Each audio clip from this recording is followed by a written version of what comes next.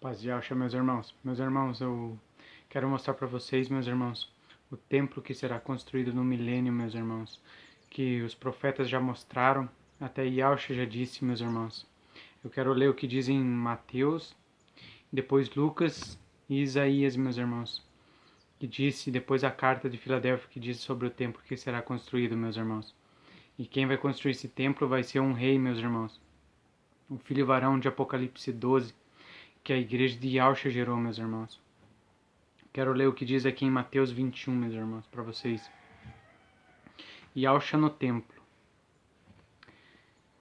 Yahshua entrou no pátio do templo e expulsou todos os que compravam e vendiam naquele lugar. Derrubou as mesas dos que trocavam dinheiro e as cadeiras dos que vendiam pombas. Ele lhe disse, nas escrituras sagradas está escrito, que Yahweh disse o seguinte, a minha casa será chamada casa de oração, mas vocês as transformaram num esconderijo de ladrões, meus irmãos. Aqui Yahshua já estava mostrando o que ele vai fazer no milênio, meus irmãos. Agora eu quero ler o que diz em Lucas. Lucas também disse, meus irmãos. E dizendo-lhes estas escrituras, Lucas 19, 46. E dizendo-lhes, está escrito, a minha casa é casa de oração, mas vós fizeste dela covil de salteadores, meus irmãos. Agora, olha o que o profeta Isaías disse, meus irmãos. E também, Isaías 56. E também os levarei ao meu santo monte, ao monte Sião, meus irmãos. E os alegrarei na minha casa de oração.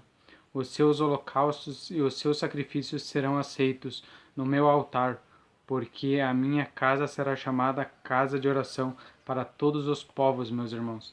Agora eu quero mostrar para vocês o que diz a carta de Filadélfia, meus irmãos, que fala sobre esse rei que vai construir no milênio, meus irmãos, e o templo que será construído.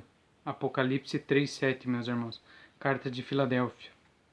Eis que venho sem demora, guarda o que tens, para que ninguém tome a tua coroa. Essa coroa de rei, meus irmãos. A quem vencer, eu farei coluna no templo do meu Deus Yahweh, e dele nunca sairá, meus irmãos. Meus irmãos, essa é a revelação que eu trouxe para vocês, meus irmãos. Eu estou mostrando para vocês que são a igreja de Yahshua, que está no Brasil, meus irmãos.